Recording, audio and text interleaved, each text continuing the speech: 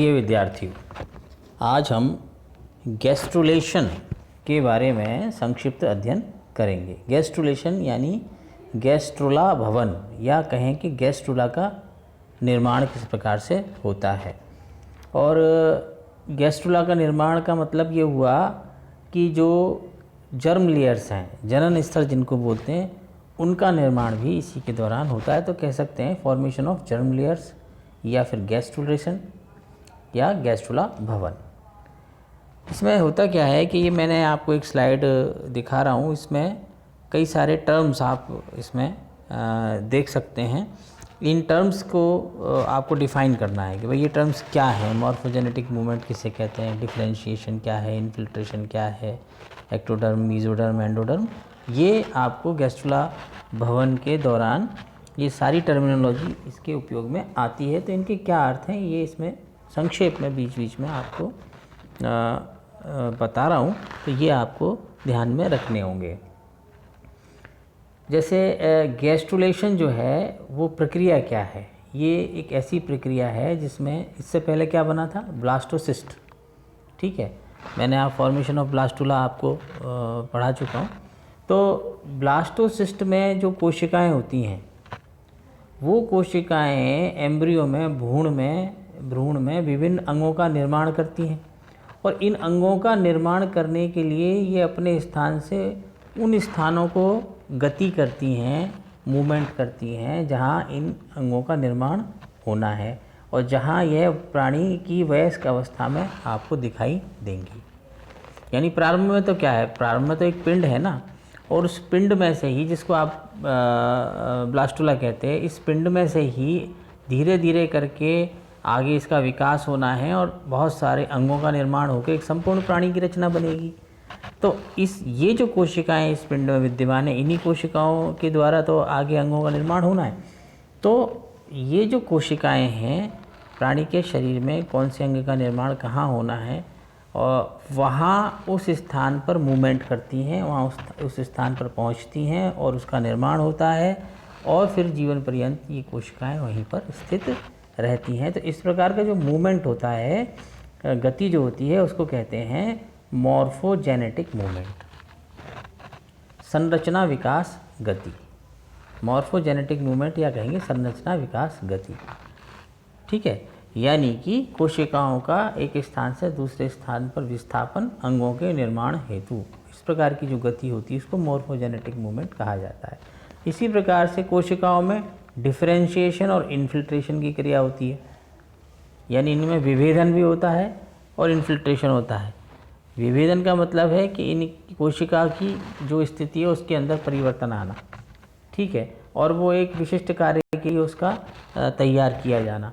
तो ये जो विभेदन है, ये और इन्फिल्ट्रेशन की क्रिया भी गैस्ट्रुलेशन के दौरान देखने में आती है, और इसी के परिणाम स्वरूप तीनों प्राथमिक जनन स्तर जो होते हैं उनका निर्माण गैस्ट्रुलेशन के दौरान किया जाता है। तीनों प्राथमिक जनन स्तर का मतलब क्या हुआ, ये तीनों जो प्राथमिक जनन स्तर हैं, ये तीनों प्राथमिक जनन स्तर कहलाते हैं एक्टोडर्म, मीजोडर्म और एंडोडर्म।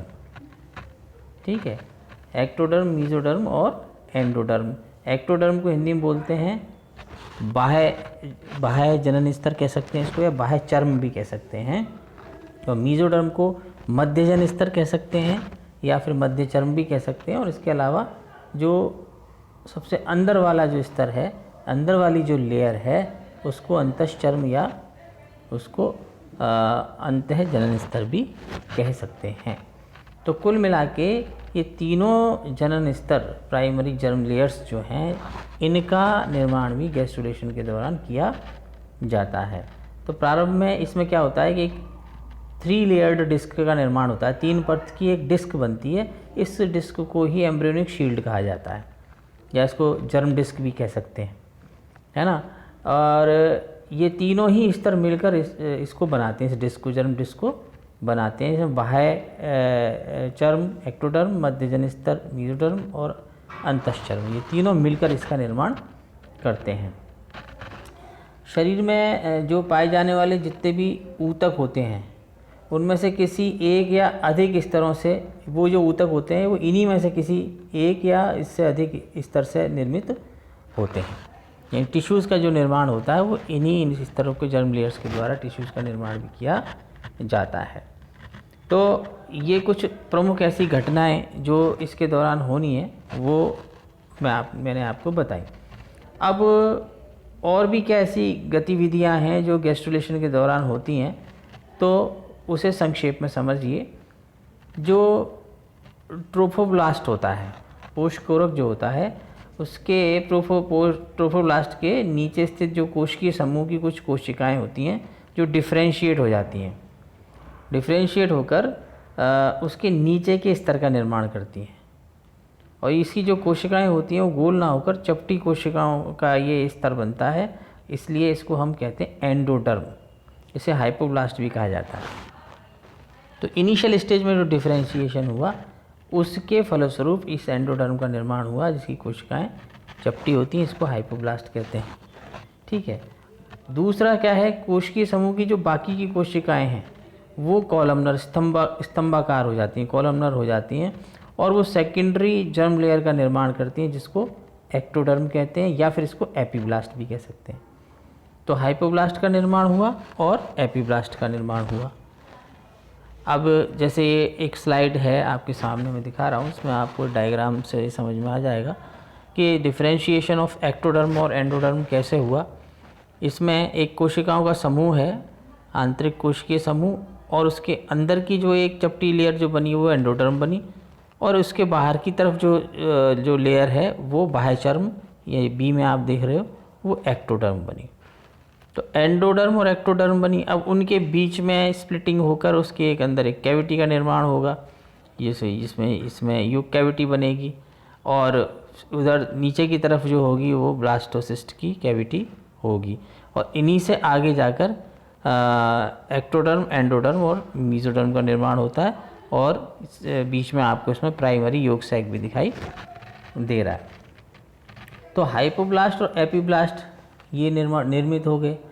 अब ट्रोफोब्लास्ट और एक्टोडर्म के मध्य एक रिक्त स्थान जो उत्पन्न हो जाता है, जो मैंने आपको बताया, उसको कहते हैं ट्रोफोब्लास्ट और मध्यपूरक के मध्य में जो एक रिक्त स्थान बनता है उसको कहते हैं एमनियोटिक कैविटी।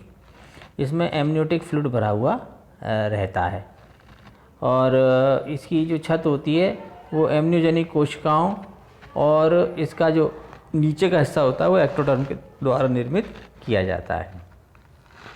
इसी प्रकार जो एंडोडर्म की कोशिकाओं द्वारा ये जो ब्लास्टोसिस्ट की गुहा में एक अन्य गुहिका का, छोटी गुहिका का निर्माण होता है, इसको बोलते हैं योग सैक या पीतक कोश। ठीक है। अब पीतक कोश का निर्माण हो गया। देन उसके बाद ट्रोफोब्लास्ट की जो कोशिकाएं हैं वो जो समूह के रूप में रहती हैं, ये कोशिकाएं पीतक कोश के बाहर एवं ट्रोफोब्लास्ट के अंदर रिक्त स्थान में ये स्थित हो जाती हैं, और कोशिकाओं के इस स्तर को अब एक्स्ट्रा एम्ब्रियोनिक या प्राइमरी मीजोडर्म कहते हैं। इस स्तर द्वारा किसी ऊतक का निर्माण नहीं होता, इसलिए इसे अतिरिक्त भ्रूणीय मीजोडर्म कहा जाता है। एक्स्ट्रा एम्ब्रियोनिक मीजोडर्म इसको कहा जाता है। फिर ये जो एक्स्ट्रा एम्ब्रियोनिक मीजोडर्म की कोशिकाएं होती हैं, इनके मध्य में छोटे छोटे अवकाश उत्पन्न होने लगते हैं। अवकाश यानी कुछ छोटे छोटे रिक्त स्थान, ये सभी आपस में मिलकर एक बड़ा रिक्त स्थान बना देते हैं, जिसको आप गुहा कह सकते हो। और ये जो बड़ा रिक्त स्थान है इसे अतिरिक्त भ्रूणीय देह गुहा, extra embryonic coelom, extra embryonic coelom आप कह सकते हैं। एक और डायग्राम मैं आपको दिखा रहा हूँ, उसमें क्लियर हो जाएगी आपको स्थिति कि कैसे इसका निर्माण होता है। ये जो है मीजोडर्म का वह भाग जो ट्रोफोब्लास्ट और एमनियोटिक गुहिका के मध्य में स्थित रहता है, ये कहलाता है एक्स्ट्रा एम्ब्रियोनिक सीलोम। ठीक है। इसके साथ ही एक और आप संरचना इसमें देख रहे होंगे, वो है सोमेटोप्लूरिक एक्स्ट्रा एम्ब्रियोनिक मीजोडर्म। इसको पेराइटल भी बोल सकते हैं, पेराइटल भी कहते हैं। ये क्या है कि जो एक्स्ट्रा एम्ब्रियोनिक सीलोम बनी, इसके कारण अतिरिक्त भ्रूणीय मीजोडर्म जो थी एक्स्ट्रा एम्ब्रियोनिक मेसोडर्म जो थी वो 2 भागों में विभक्त हो जाती है। इस मेसोडर्म का वह भाग जो कि ट्रोफोब्लास्ट और एमनियोटिक कैविटी के बीच में स्थित होता है उसको पैराइटल या सोमेटोप्लूरिक एक्स्ट्रा एम्ब्रियोनिक मेसोडर्म कहते हैं। और ये पीतक कोश के चारों ओर जो भाग पाया जाता है उसको विसरल या फिर स्प्लेंचनोप्लूरिक एक्स्ट्रा एम्ब्रियोनिक मेम्ब्रेन कहते हैं। 2 प्रकार की मेम्ब्रेन इसमें मेम्ब्रेन्स का निर्माण 2 प्रकार का हुआ। इसके अलावा अतिरिक्त भ्रूणीय देहगुहा का निर्माण जो उल्ब गुहा यानी योग कैविटी के ऊपर के हिस्से में होना चाहिए था वहाँ पर नहीं होता। इस हिस्से में क्या होता है कि विकासशील भ्रूण जो होता है उसमें पीतक कोश की अतिरिक्त भ्रूणीय मेसोडर्म या ट्रोफोब्लास्ट से जुड़े रहकर कुछ अतिरिक्त भ्रूणीय देहगुहा में एक समूह जैसे लटके हुए रहते हैं। और ये जो है यही समूह आगे जाके कनेक्टिंग स्टाक योजक वृंत कहलाते हैं। तो ये सारी की सारी जो डेवलपमेंट की क्रिया हो रही है, इस डेवलपमेंट की क्रिया के फलस्वरूप ही इसमें आगे जाके झिल्लियों का निर्माण भी होता है। अभी झिल्लियाँ कौन कौन सी हैं संक्षेप में समझ लीजिए कि जैसे जैसे ये एम्ब्रियोनिक डेवलपमेंट की अवस्था आगे बढ़ती है तो उसमें 2 भ्रूणीय झिल्लियों का निर्माण होता है। भ्रूणीय झिल्लियों को इंग्लिश में बोलते हैं एम्ब्रियोनिक मेम्ब्रेन्स। तो 2 प्रकार की एम्ब्रियोनिक मेम्ब्रेन्स का निर्माण होता है जिसमें एक को कहते हैं एमनियोन और दूसरी कहलाती है कोरियोन, है ना। ये अब ये मेम्ब्रेन्स और ये सारी डिटेल में इसके में ज़्यादा अपन नहीं जाएंगे। 2 प्रकार की मेम्ब्रेन्स का इसमें निर्माण किया जाता है। इसमें एक्स्ट्रा एम्ब्रियोनिक मेसोडर्म और देहगुहा के निर्माण के फलस्वरूप जो पीतक कोश का आकार होता है वो पहले बड़ा होता है। अब चूँकि इसमें देहगुहा भी बन गई, मेसोडर्म का निर्माण भी हो गया, तो पीतक कोश बहुत छोटा सा रह जाता है और इसमें इसको निर्मित करने वाली कोशिका भी चपटे के बजाय गोल आकृति की हो जाती है। अब इसको अपन सेकेंडरी योग सैक कहते हैं। ठीक है, ये जो सेकेंडरी योग सैक बहुत छोटा सा रह जाता है।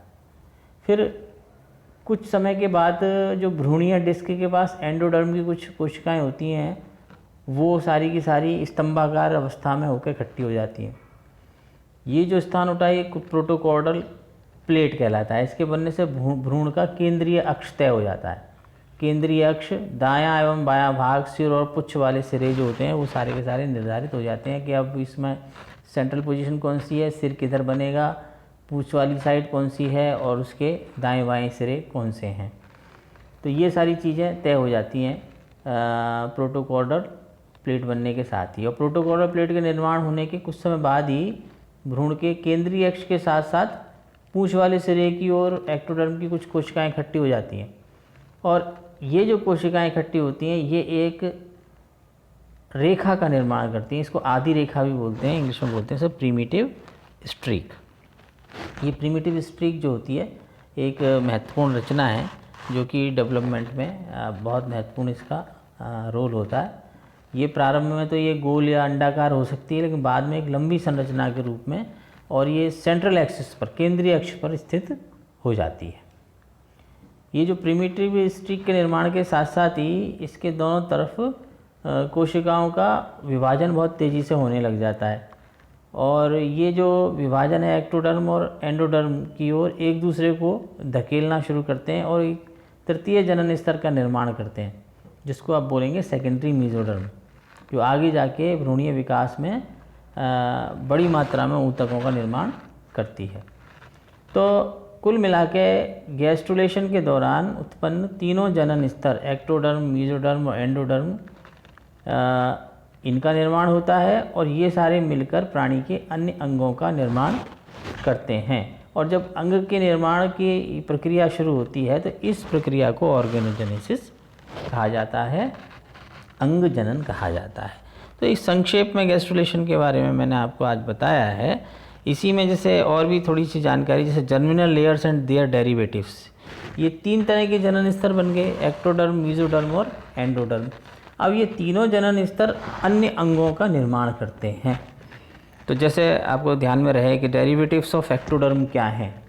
एक्टोडर्म के द्वारा जो निर्माण किए जाते हैं अंग, वो खासतौर से त्वचा होती है और होस्ट वाले जो हिस्से होते हैं उसमें म्यूकस मेम्ब्रेन है, चीक्स हैं, मसूड़े हैं और मुंह में पाए जाने वाला तालू या नासिका के कुछ छिद्र हैं ये। इसके अलावा एनल कैनाल जो होती है उसका निर्माण इसके द्वारा किया जाता है। ग्लांस ऑफ पेनिस के ग्लांस का निर्माण भी ये एक्टोडर्म के द्वारा होता है। ऐसे ही वेजाइना के कुछ हिस्से एक्टोडर्म के द्वारा बनाए जाते हैं। आँखों में जैसे कॉर्निया पाया जाता है, कॉर्निया है, एपिथेलियम है, कंजंक्टिवा है और इसके अलावा कर्णपटके की झिल्ली है, टिम्पैनिक मेम्ब्रेन जिसको बोलते हैं। लेविरिंथ का निर्माण है। कुछ ग्लैंड्स के निर्माण भी होते हैं जैसे स्वीट ग्लैंड्स हैं, सेबेसियस ग्लैंड्स हैं और पैरोटिड ग्लैंड हैं, मेमोरी ग्लैंड हैं, लैक्रिमल ग्लैंड्स हैं। एंडोक्राइन ग्लैंड्स में भी कुछ ग्लैंड्स हैं जैसे कि हाइपोसिस सेरेब्री है, एड्रीनल मेडुला है, बाल हैं, बाल इन्हीं के द्वारा, नाखून हैं, दांतों का जो एनेमल है वो है, आँख का जो लेंस होता है वो लेंस भी है, नर्वस सिस्टम के बहुत सारे हिस्से हैं। तो ये सारी की सारी जो अंगों की रचना है ये सब एक्टोडर्म के द्वारा निर्मित की जाती है। ये इसके डेरिवेटिव्स हैं, डेरिवेटिव्स ऑफ एक्टोडर्म। इसी प्रकार से मीजोडर्म के जो डेरिवेटिव्स हैं वो हैं प्रमुख रूप से जैसे कनेक्टिव टिश्यूज़ मीजोडर्म बनाती है, लिगामेंट्स हैं, फेसिया है, टेंडन है ना, ये सारे जितने भी हैं ये मीजोडर्म के द्वारा निर्मित होते हैं। फिर विशिष्ट संयोजी ऊतक हैं, एडिपोज टिश्यूज़ हैं, रेटिकुलर टिश्यूज़ हैं, हड्डियां हैं, बोन्स जिन कहते हैं आप, उपास्थि हैं, कार्टिलेज कहते हैं, दांत हैं, मांसपेशियां हैं सभी प्रकार की, हार्ट है, रक्तवाहिनियां हैं, रक्त कोशिकाएँ हैं, किडनी, यूरेटर, यूरिनरी ब्लैडर और प्रोस्टेट वगैरह के हिस्से, ओवरी, यूट्रेन ट्यूब्स जो होती हैं वो होती हैं, वृषण हैं, अधिवृषण हैं और इसके अलावा जॉइंट्स हैं, कॉर्निया का निर्माण है और बहुत सारे ड्यूरामीटर्स भी इसके द्वारा निर्मित होते हैं। तो ऐसे ये डेरिवेटिव्स जो हैं ये मीजोडर्म के डेरिवेटिव्स कहलाते हैं। इसके अलावा जैसे एंडोडर्म के डेरिवेटिव्स देखें, उनके जो व्युत्पन्न हैं, उनसे जो उत्पन्न होने वाली रचनाएं हैं एंडोडर्म के द्वारा, उनमें जैसे मुख का जो एपिथेलियल पार्ट है वो है, तालू का कुछ भाग है, जीभ की रचना है, टॉन्सिल हैं, फेरिंग्स हैं, ईसोफेगस है, स्टमक है, छोटी आंत, बड़ी आंत, एनल कैनाल, फेरिंजो, टिम्पैनिक ट्यूब है, कर्णपटक झिल्ली है, रेस्पिरेटरी ट्रैक्ट भी इसी के द्वारा बनता है, गॉल ब्लैडर है, पैंक्रेटिक डक्ट्स हैं, लघु भगोष्ठ जो योनि के और अन्य हिस्से हैं वो हैं, और मूत्राशय का हिस्सा और नर का पूरा मूत्र मार्ग, ये सारी चीज़ें इसके द्वारा बनती हैं। ग्लैंड्स में अगर आएँ तो एक्सोक्राइन ग्लैंड्स जो होती हैं, यकृत है, अग्नाशय है, एंडोक्राइन ग्लैंड्स में थायराइड है, पैराथायराइड है, थाइमस है, आदि आदि, ऐसी बहुत सारी संरचनाएं जो होती हैं वो एंडोडर्म के द्वारा भी निर्मित होती हैं। तो ये जर्मिनल लेयर्स एंड डेरिवेटिव्स, ये थोड़ा सा आपके ध्यान में रहे, इस उद्देश्य से बताया। तो ये संक्षेप में मैंने आपको गैस्ट्रुलेशन बताया है, इसकी कुछ डिटेल्स बाद में आपके साथ शेयर करेंगे। Thank you.